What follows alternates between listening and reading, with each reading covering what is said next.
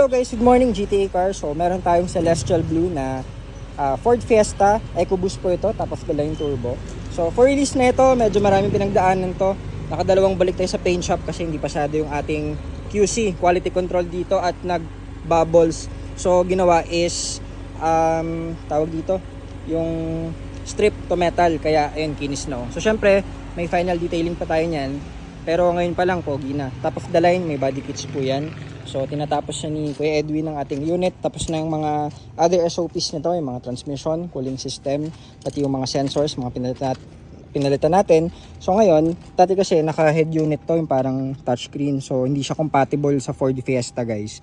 Lolo ko. So back to stock na lang tayo para walang maging problem na. Kasi yung sa mga wiring niya, hindi akma, hindi compatible dun sa Ford Fiesta. Kaya back to tayo, Ford specs, factory settings para all good, so walang maging problema. Ayun, pogi oh. EcoBoost to, na top of the line, 2014. Sports.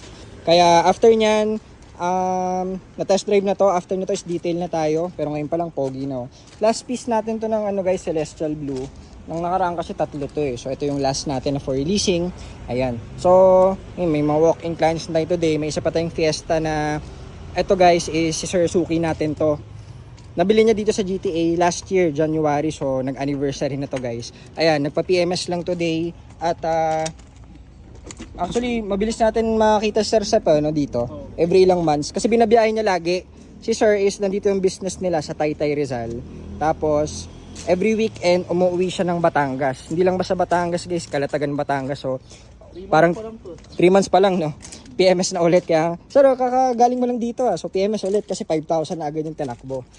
Ayan, so syempre, preventive tayo lagi, PMS, preventive maintenance. So change oil lang tayo at 3 hours pa lang biyahe nito every weekend. So Calatagan, Batangas, uwi siya ng Sunday ulit, tas 200 kilometers, kaya mabilis. So yun, yun ang ating mga update for today. Kanina meron nag-walk-in galing Baguio.